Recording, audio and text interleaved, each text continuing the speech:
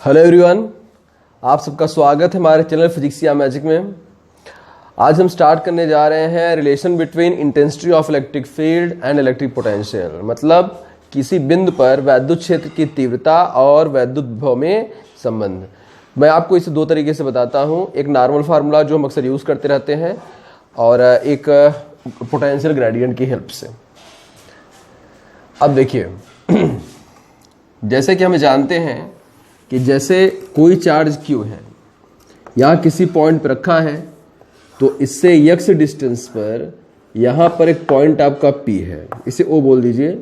इस पॉइंट पर मान लीजिए x डिस्टेंस पर यहाँ पे Q के कारण पोटेंशियल V है और intensity of electric field E है। तो हमें V और E में रिलेशन बताना है, तो थोड़ा इनके फार्मूले पहले हम लिख देते हैं। अब जैसे देखें कि intensity of electric field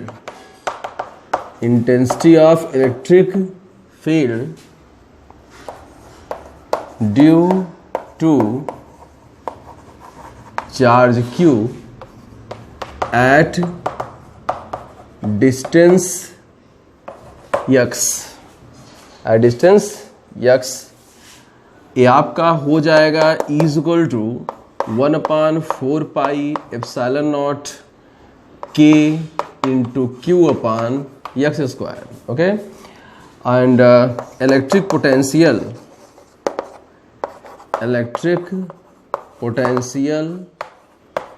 due to charge Q plus Q है, due to charge plus Q at distance x, V=1/4πε0 into Q/x। देखिए, अब अगर हम इसको देखें तो ये मतलब जैसे इसे हम इक्वेशन नंबर फर्स्ट ले लें, इसे इक्वेशन नंबर सेकंड ले लें। ठीक, हम इसको डिफरेंशिएट कर देते हैं।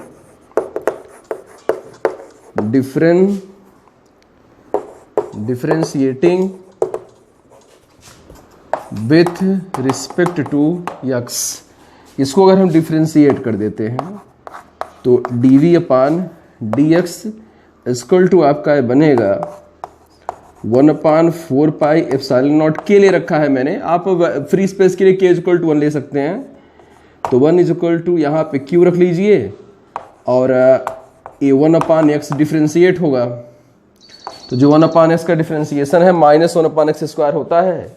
बायो स्टूडेंट्स के लिए मैं बता देता हूँ यहाँ अलग से, जैसे यहाँ पे x की पावर 1 है, ऊपर जाएगी तो x की पावर -1, डिफरेंशिएशन के रूल से -1 को बगल में रखेंगे, इसमें से 1 सबट्रैक्ट करेंगे तो -2, then we will get -1/x²। तो ये जो q/ddx ऑफ 1/x है, इस पूरे की वैल्यू होती है -1/x²। अब देखिए, तो dv=dx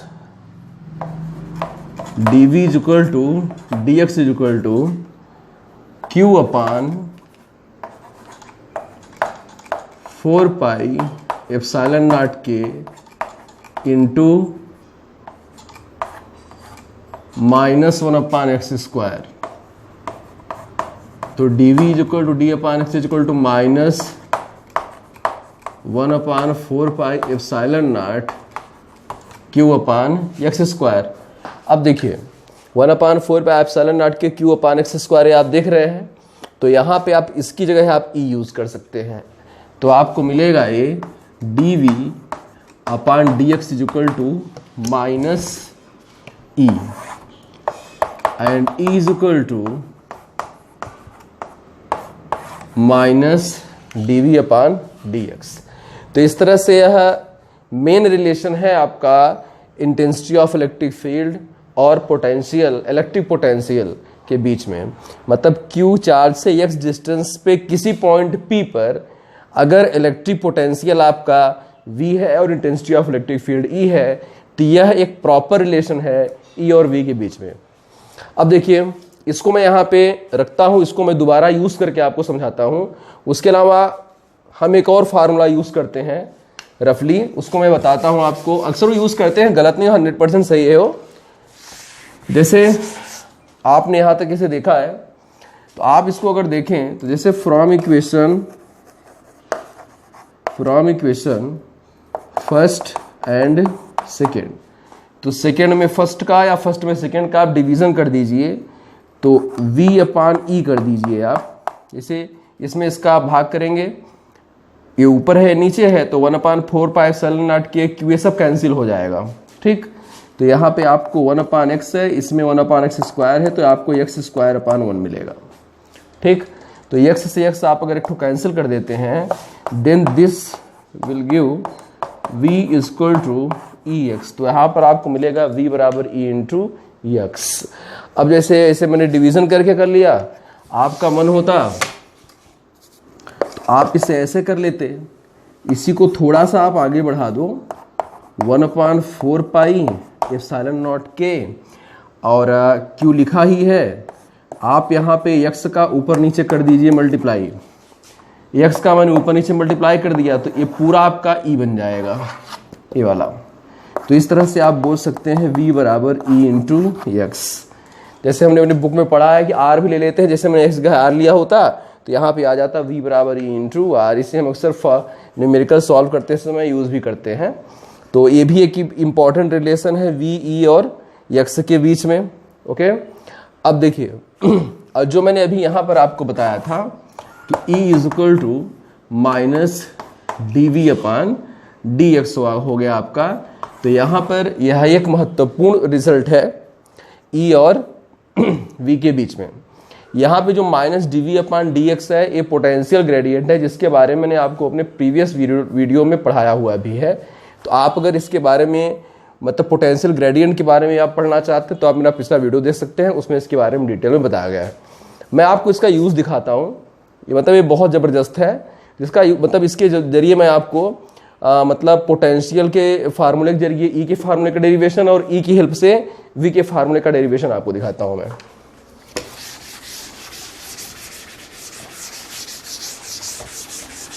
देखिए, अब हमारे पास, जैसे हम इसे फार्मूले की तरह ले लेते हैं,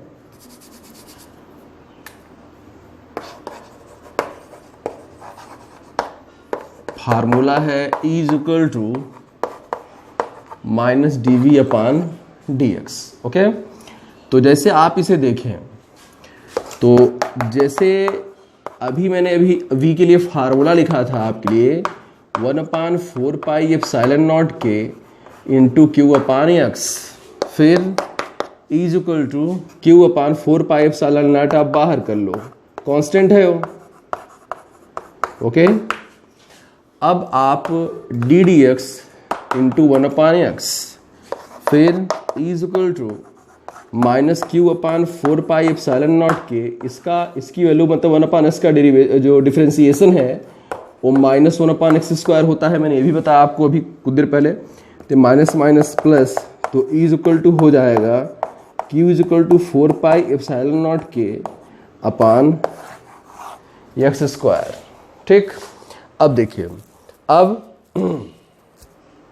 जैसे E = q/4πε0k × 1/x² हो गया, ये आपने इसकी हेल्प से इंटेंसिटी ऑफ इलेक्ट्रिक फील्ड के फार्मूले का डेरिवेशन कर लिया। अब इसी तरह से मैं आपको, अगर आपको E का फार्मूला मालूम हो तो आप V के फार्मूले को कैलकुलेट कर सकते हैं। जैसे देखें, हाँ, जैसे यहाँ पे आप देखिए, तो dv = है -e × dx है। अब जैसे आप निकालना चाहते हैं, x डिस्टेंस में निकालना चाहते हैं इसी पॉइंट पर, तो आप पहले जिस मतलब ऑब्जर्वेशन चार्ज को आप लाते हैं पोटेंशियल निकालने के लिए, डेरिवेशन में बताया गया है जहाँ पर पोटेंशियल इलेक्ट्रिक पोटेंशियल का डेरिवेशन किया गया है। तो आप किसी ऑब्जर्वेशन चार्ज को इनफाइनाइट से यहाँ तक ले आते हो, तो इनफाइनाइट का मतलब x की वैल्यू इनफाइनाइट है, यहाँ पे है तो x की वैल्यू x ही है। अगर आप किसी r डिस्टेंस पर कोई पॉइंट लेना चाहते हो, तो x की पहली वैल्यू इनफाइनाइट चली जाएगी और दूसरी वैल्यू r पे चले जाएगी। अब देखिए, electric potential at distance R ले रहा हूं मैं, at distance R from charge plus Q. तो यहां पे आप इसे कैलकुलेट करेंगे तो v इज इक्वल टू आपको मिलेगा माइनस ई डी एक्स। आप इसे इन्फिनिटी से r तक, मतलब जो x की वैल्यू है इन्फिनिटी है, फिर आपको एक यहां पे मान लीजिए r डिस्टेंस पर कोई पॉइंट है, यहां पे आप चाहते हो। अब देखिए e की वैल्यू कितनी है आपकी, e की वैल्यू आपको मालूम है तब e की power q upon x square into d x. अब देखिए q अपान 4π/0 के आप बाहर कर लीजिए तो v इज इक्वल टू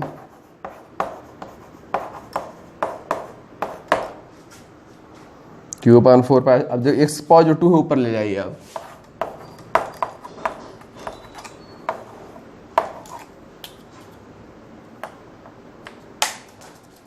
अब देखिए तो v is equal to minus q upon 4π epsilon naught के। -2 डिफरेंस इंटीग्रेशन कैसे करते हैं, -2 में आप 1 ऐड कर देंगे तो -1 आएगा, उसी का नीचे आप डिवीजन कर दीजिए तो ये आपका आ जाएगा इन्फिनिटी टू r। अब आप लिमिट ब्रेक कर दीजिए, ये माइनस तो खैर बाहर चला आएगा, माइनस माइनस प्लस हो जाएगा, यहाँ पे एक्स पावर -1 को नीचे ले आइए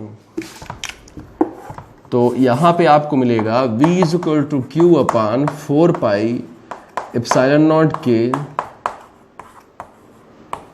इन्फिनिटी टू r। और उसके बाद हम लिमिट ब्रेक करेंगे तो मैं उसे जगह यहाँ पे नहीं, मैं हटा देता हूँ इसे। अब देखिए तो v is equal to q upon 4π epsilon naught के इंटू हाँ कहाँ पे हम लोग into 1 upon r minus 1 upon infinity.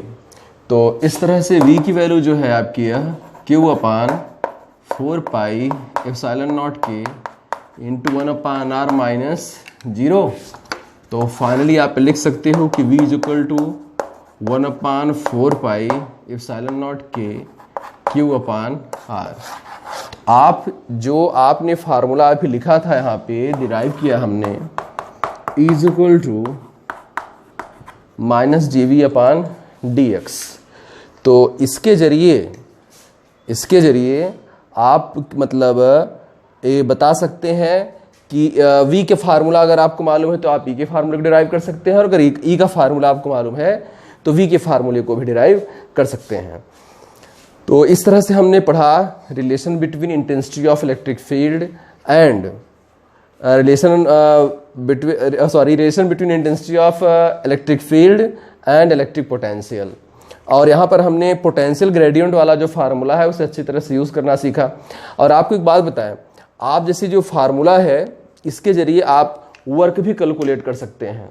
जैसे अगर आप v आप जानते हैं कि v इज इक्वल टू आपका w अपान क्यू नॉट होता है, तो यहाँ से आप w भी कैलकुलेट कर सकते हैं, वर्क डन, मतलब किसी चार्ज को इस पॉइंट तक ले आने में कितना वर्क करना पड़ेगा। और आप अगर वर्क कैलकुलेट कर ले रहे हैं तो उसी को आप पोटेंशियल एनर्जी भी बोलते हैं। तो इस तरह से इस फार्मूले की हेल्प से आपको अगर E मालूम है तो आप इंटेंसिटी ऑफ इलेक्ट्रिक पोटेंशियल को कैलकुलेट कर सकते हैं, वर्क डन कैलकुलेट कर सकते हैं और पोटेंशियल एनर्जी को कैलकुलेट कर सकते हैं।